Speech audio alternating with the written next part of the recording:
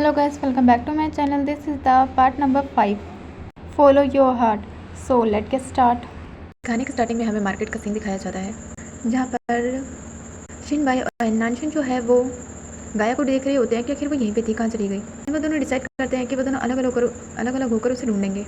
दोनों मिलके पूरे मार्केट में काफ़ी देर से ढूंढ रहे होते हैं, लेकिन ढूंढते ढूंढते वो दोनों एक दूसरे से मिल जाते हैं, लेकिन उन्हें गाया नहीं मिलती। एंड अचानक से जो शिन भाई है उसे कुछ आवाज़ें सुनाई देती हैं। एंड वैसे भी वो देख नहीं सकता, लेकिन उसके कान काफ़ी ज़्यादा अच्छे हैं, वो दूर दूर की आवाज़ें सुन सकता है, जैसे कि पहले के एपिसोड्स में था। एंड वैसे ही वो गाया की आवाज़ भी सुन लेता है और उसे पता चल जाता है कि गाया जो है वो किस डायरेक्शन में है। जिसके बाद दिखाया जाता है कि गाया जो है वो उसी मास्क वाली लड़की से बात कर रही थी, जो उसे धमकी दे रही थी कि तुम्हें शिन भाई को एंड नानसिंग को मारना पड़ेगा, वरना तुम्हारे हस्बैंड को हम छोड़ेंगे नहीं और उसे जान से मार देंगे। एंड उसी टाइम वहाँ पर शिन भाई एंड नानसिंग दोनों ही आ जाते हैं, जिसे देखकर वो ब्लैक ड्रेस वाली लड़की जो है वो वहाँ से चली जाती है। एंड गाया जो है वो दोनों से कहती है कि मैं बस थोड़ी देर के लिए इधर उधर घूम रही थी, लेकिन जो शिन भाई है उसे पहले से ही पता चल जाता है। एंड इसलिए वो गाया को इस टाइम कुछ भी नहीं कहता। एंड जो नानसिंग है वो कहती है कि अगर आप इस तरह ही मार्केट में इधर उधर जाओगे तो आप इस रास्ता जो है वो भूल जाओगे। वैसे वो कौन थी जो आपसे बात कर रही थी? लेकिन इस बात पे गाया कोई भी जवाब नहीं देती और कहती है कि हम काफ़ी देर से घूम रहे हैं, इसलिए मैं काफ़ी थक गई हूँ, मुझे लगता है हमें मेंशन वापस जाना चाहिए। एंड गाया की बात मानकर वो सभी लोग मेंशन वापस आ जाते हैं। एंड मेंशन में आने के बाद गाया जो है वो फिर से अजीब वाले कपड़े पहनकर वहाँ पे डांस परफॉर्म कर रही होती है। एंड जनरल जो है वो उसे बताता है कि गाया हमेशा ऐसे ही करते हैं फाइट होने से पहले, वो हमेशा इस तरह के कपड़े पहन के एक डांस परफॉर्म करती है ताकि फाइट में मुझे कुछ भी ना हो एंड मैं जीत जाऊँ। लेकिन इस बार ये फाइट के लिए नहीं कर रही, बल्कि तुम दोनों के लिए कर रही है। एंड वो दोनों शौक हो जाते हैं और कहते हैं कि क्या हमारे लिए?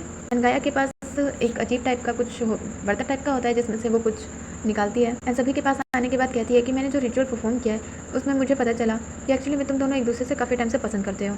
जिसमें नानशिन उससे मना कर रही होती है कि नहीं नहीं ऐसा कुछ भी नहीं है, लेकिन जो गाया है वो कहती है कि मेरे रिचुअल के हिसाब से तुम बहुत ही जल्दी एक दूसरे से शादी करने वाले हो, क्योंकि तुम दोनों की डेस्टिनी जो है वो एक साथ मिली हुई है। एंड मुझे लगता है कि तुम्हारी शादी का टाइम बहुत ही जल्दी आने वाला है, तो इसीलिए क्यों ना हम तुम्हारी शादी करवाएं। जिसे सुनने के बाद नानसिंग जो है वो शौक हो जाती है कि क्या शादी करनी पड़ेगी। एंड इस बात पर जो शिन भाई है वो कुछ भी नहीं कहता, कि नानसिंग उन्हें समझा रही होती है। एंड शिन भाई को कहती है कि तुम भी तो कुछ बोलो, लेकिन गाया तो अपनी बातें बताने में लगी हुई होती है और कहती है कि मुझे लगता है तुम्हारी जो शादी है वो काफ़ी ज़्यादा अच्छे से होगी, एंड क्यों ना हम वाटर वेडिंग करें, क्योंकि कुछ दिनों में ही जो शिन भाई है वो अपने होम टाउन वापस जाने वाला है।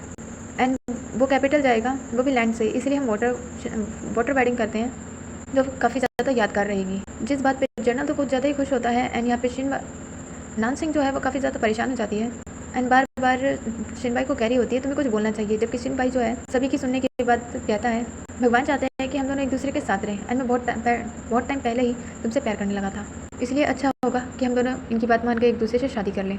वो उसे अपने आंखों से इशारा करता है। एंड इस बात को जो नानसिंग है वो समझ जाती है। एंड हमें रात का सीन दिखाया जाता है जहाँ पे शिन भाई की बोर्ड पे नानसिंग बैठी हुई होती है, उससे कह रही होती है मुझे समझ नहीं आ रहा कि तुम मुझसे शादी कर क्यों रहे हो।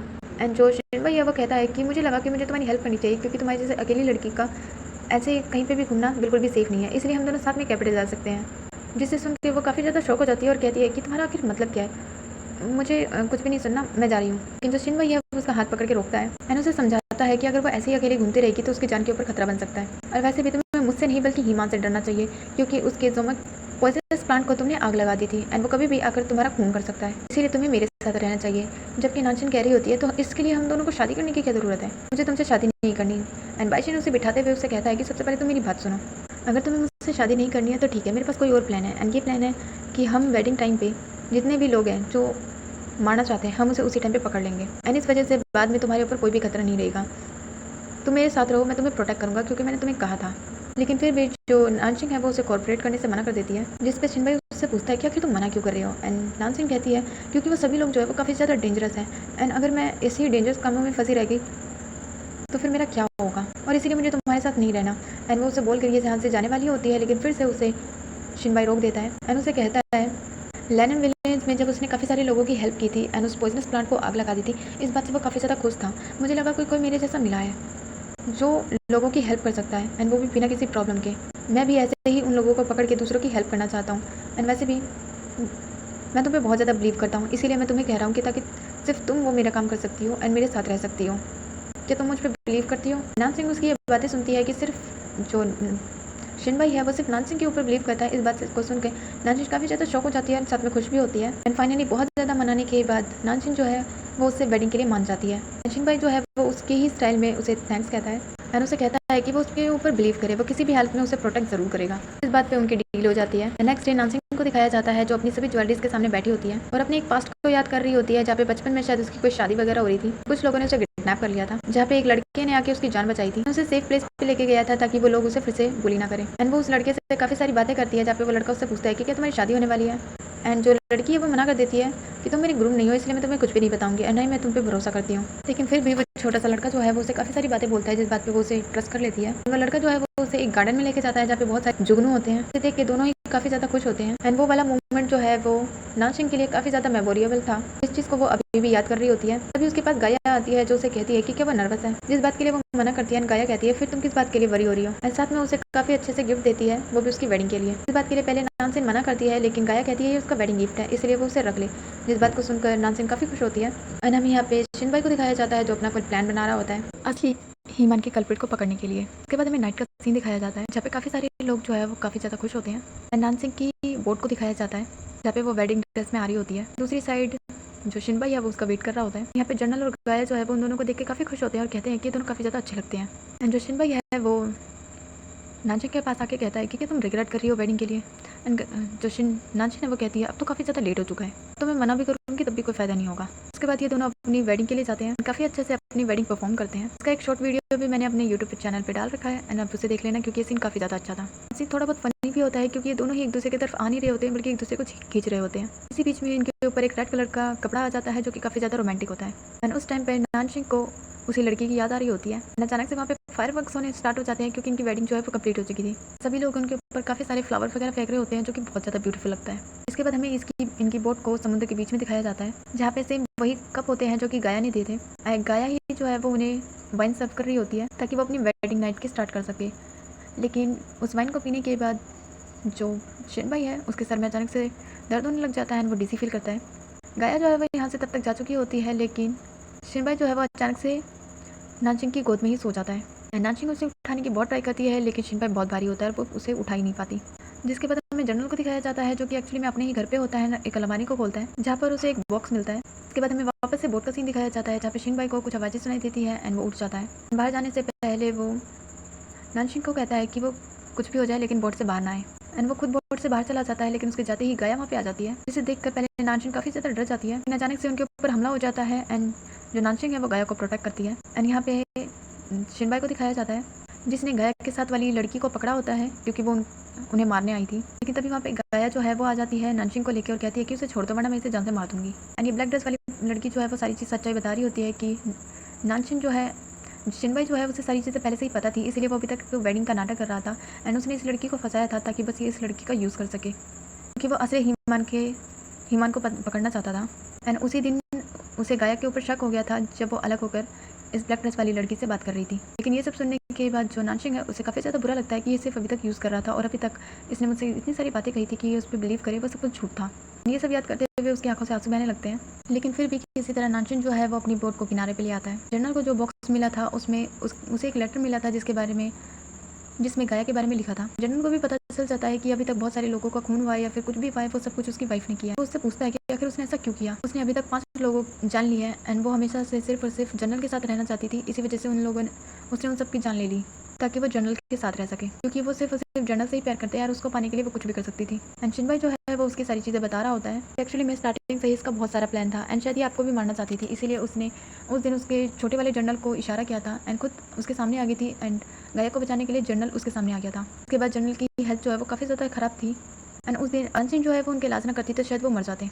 एंड मुझे पहले से ही पता चल गया था कि जो गाया है वो कुछ ना कुछ प्लान कर रही है। एंड जैसे ही वो परफॉर्म वगैरह कर रही थी, उसके हाथ में जो बर्तन था उसमें 3 कॉइन थे एंड तीनों में ही मैरिज लिखा था, जो कि कोई कोइंसिडेंस नहीं हो सकता। लेकिन ये सारा का सारा सिर्फ और सिर्फ गाया का प्लान था एंड ये उस ब्लैक ड्रेस वाली लड़की से मिली थी, मुझे तभी उस पर शक हो गया था। जनरल को ये सारी बातों पे बिल्कुल भी यकीन नहीं आ रहा होता एंड वो सच में गाया से बहुत ज़्यादा प्यार करते थे, इस वजह से वो इसकी बातों पर बिलीव नहीं कर पा रहे थे।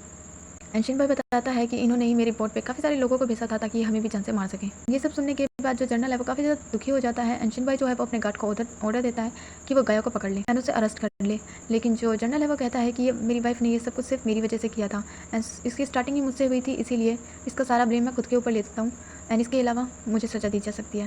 जिसे सुनने के बाद शिनबाई जो है वो कहता है कि कोई भी क्राइम तुमने नहीं किया है तो आखिर तुम ऐसा कैसे कह सकते हो। एंड ये क्राइम कोई छोटे मोटे नहीं है, तुम्हें नहीं पता कि तुम्हारे मौत की सज़ा भी मिल सकती है। लेकिन जनरल को इस बात उससे कोई भी ज़्यादा फर्क नहीं पड़ रहा था। एंड शिनबाई कहता है कि ये मेरी ड्यूटी है, इसीलिए वो उसकी वाइफ को अरेस्ट होने दे, क्योंकि वो हीमान के साथ भी मिली हुई है। एंड जो शिनबाई है उसका गार्ड उसे अरेस्ट करने के लिए जाता है, लेकिन गाया जो है वो अपने सर से हेयर पिन निकाल के खुद को मारने का ट्राई करती है, लेकिन जो शिनबाई है वो उसे हेयर पिन ले लेता है, लेकिन जो गाया है वो उसकी स्क्वाड ले लेती है एंड खुद को ही जान से मार लेती है, जिसे देखकर नानशिंग भी काफ़ी ज़्यादा बुरा फील कर रही होती है उसके लिए। एंड जो जनरल है वो भी काफ़ी ज़्यादा रो रहा होता है। एंड जो गाया है वो नानशिंग को शिनबाई को कहती है कि वो कभी भी लव की फीलिंग को नहीं समझ सकता। जब तुम्हारे पास ऐसी कोई सिचुएशन आएगी तब तुम्हें पता चलेगा कि हम अपने प्यार के लिए कुछ भी कर सकते हैं। ये सब सुनने के बाद तो शिनबाई भी काफ़ी ज़्यादा शौक होता है एंड गाया जो है वो वहीं पर मर जाती है, जिसे देख के जनरल काफ़ी ज़्यादा रोता है। जिसके बाद हमें नेक्स्ट डे का सीन दिखाया जाता है, जहाँ पे जनरल जो है वो गाया की बॉडी को उसके बेड पे लेटा रखा होता है। एंड इस चीज़ को देख के नानशिंग काफ़ी ज़्यादा रो रही होती है, जिससे शिनबाई भी देखता है। वो रोती हुई रूम से बाहर भी चली जाती है, इसीलिए शिनबाई उसके पीछे जाता है, उसे समझाने की कोशिश करता है, लेकिन फिर भी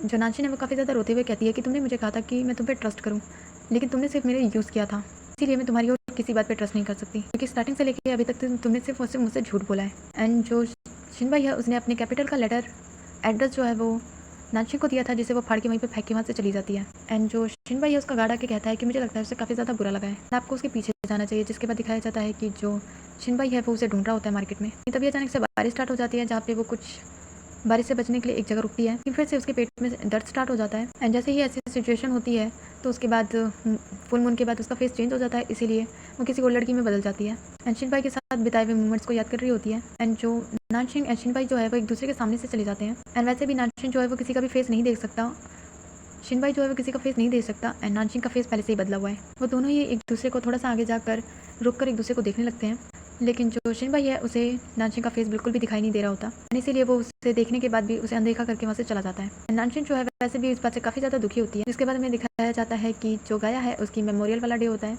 एंड जो जनरल है वो शिनबाई से कहता है मुझे पता है इसमें तुम्हारी कोई भी गलती नहीं है एंड गाया ने खुद को खुद ही मारा है, क्योंकि उसने काफ़ी सारे क्राइम किए थे एंड मुझे हीमान के बारे में भी कुछ नहीं पता और ना ही उस पॉइजनस प्लांट जोनिया के बारे में पता है।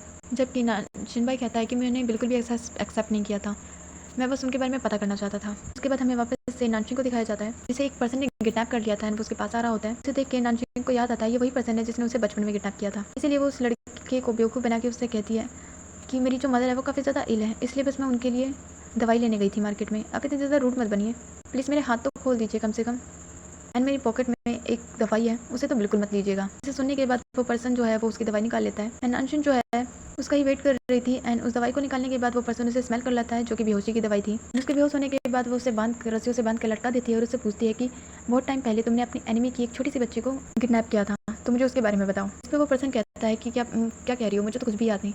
जिस पे नानशिंग जो है वो उससे आग वाली लकड़ी को दिखाते हुए कहती है कि शायद इससे कुछ याद आ जाए तुम्हें। उस आग वाली लकड़ी को देखने के बाद वो कहता है कि हाँ मुझे याद आ गया, उस लड़की को किडनैप किया था लेकिन उसे एक लड़के ने बचा लिया था एंड जब मैं उसे ढूंढने के लिए वापस गया था तो वो दोनों मुझसे बच के वहाँ से भाग गए थे एंड वो लड़की जो है वो आगे आगे भाग रही थी एंड उसके सामने से हॉर्स में काफ़ी सारे पर्सन आ रहे थे एंड उसे बचाने के चक्कर में वो जो लड़का है उसे उस हॉर्स से टक्कर लगी थी एंड वो एक पत्थर पे जाके बेहोश हो गया था। उसके बाद उस लड़के को बचाने के लिए काफ़ी सारे लोग आ गए थे एंड उन्होंने उस दूसरे लोगों को वहाँ से भगा दिया था। जिसके बाद वो उस लड़के और लड़की दोनों को ही देखते हैं वो दोनों जिंदा है या नहीं, लेकिन वो सिर्फ उस लड़के को वापस ले जाते हैं, उस लड़की को वहीं छोड़ देते हैं एंड मैं उनके लफड़े में नहीं पड़ना चाहता था, इसलिए बस मैं एक जगह छुप कर ये सब कुछ देख रहा था ताकि मैं खुद की जान बचा सकूं।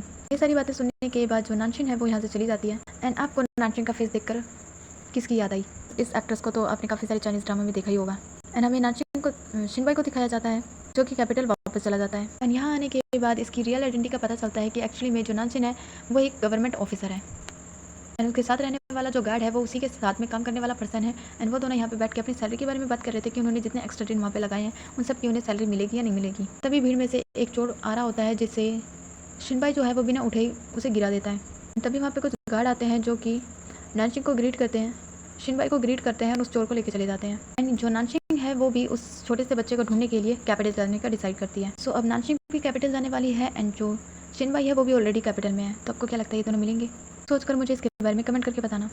और इसी पॉइंट पे हो जाता है ये वाला ड्रामा ओवर। सो मिलते हैं नेक्स्ट एपिसोड में। Bye bye.